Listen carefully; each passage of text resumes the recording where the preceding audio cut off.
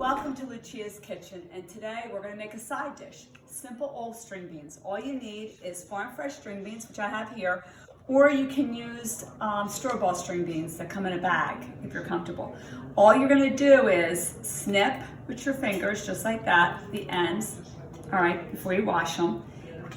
Or you can use a cutting board and just snip it this way so they're nice and even. So either way works. I tend to do the old-fashioned way I was taught by my mother. Just snip and throw in. You could do two at a time. Just take the ends off before we actually clean them. Rinse them off before we boil them. You need a nice sauce pot. This is the size I usually use. And we're gonna boil the water first. Then we're gonna drop the string beans in. We're gonna cook them to al dente, where they're not hard but nice and soft, but not too mushy. What I'm going to do is stop here for a second. I want to boil my water. Just move this out of the way.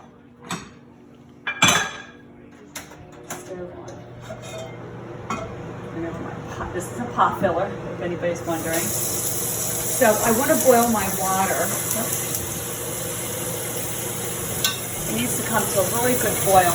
You're going to fill the pot. I'll show you how much water to put in. Because you want to make sure the string beans are well covered with water. And you want to make sure you have a really good boil before you put the string beans in. Always remember to rinse your string beans before. Alright, so that should be enough water. So we'll be back. Okay, the water is boiling nicely now. I want you to take note of the color. The green beans are really a really bright shade of green. Alright, so I'm going to dump all this in. And you're going to see the water in 5 minutes change. So when they start cooking, maybe 10 minutes, they'll start changing into a deep green. So we'll check back on this. All right, I'm going to turn the string beans. And I can tell right now they're still not cooked, but I'm going to try it. See, it's kind of still pinching it. It's still hard. So it's going to take another, this has been cooking for about 10, well, not even 10 minutes, about 7 minutes. We'll check on it again. What you can do is you can actually move this to the, my spurtle. You kind of just see if it breaks through. See how it's starting to break through the string beans? So what I'm going to do is I'm going to find a little one. I'm just going to taste it. Hold on.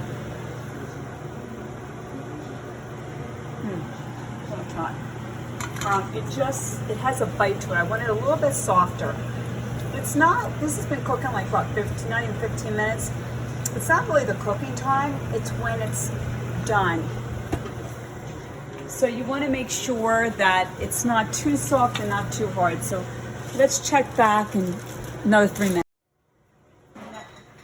Okay, look at the color. You see how it's a little bit deeper green? So I can tell now it's totally cooked.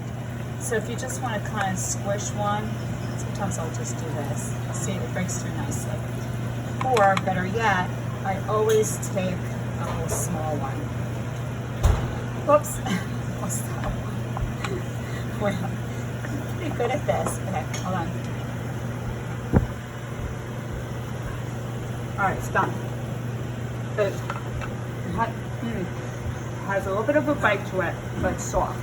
Because you don't want to overcook it. So what I do at that point is bring this over here.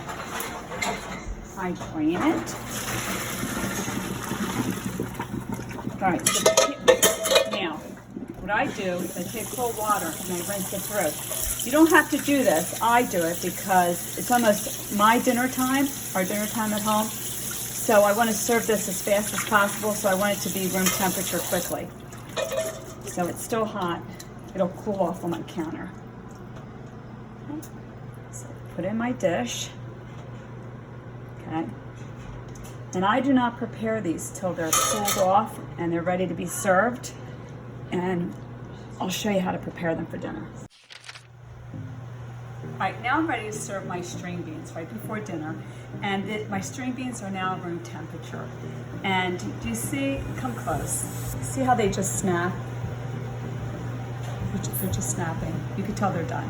Okay, they're not mushy. They have like a little bite to them. Okay, so you need 1 clove of garlic. If you prefer 2, you may. because you know, garlic is a great, and please don't use minced garlic, use the real garlic. So I use 1 garlic clove. All I have to do is this. All right. I drizzle some olive oil. It's just to your liking. Just like that. And then I use this brand, Cento Red Wine Vinegar. This is my favorite. All right, so you can put as much vinegar as you want. Some people don't like a lot. I tend to drench a little bit more. So you can get really close so you can watch. So you just drizzle it on there. And I'll show you how I see. That's what I do. Because, hold on, let me just get a spoon real quick. Grab my salt on that. All right, so I turn, you see the oil to vinegar ratio? So I just mix it. Now, I like it a little stronger, so I'm gonna drizzle a little bit more because I like that punch. I just like smell it. There you go. Just turn it like that. Add my salt. Whew, that vinegar's strong. I think the more vinegar sits in your cabinet, the stronger it gets. If you make it really strong, it gets really strong, it turns into a wine. Okay. And here we go. Room temperature string beans is a nice side. Thank you.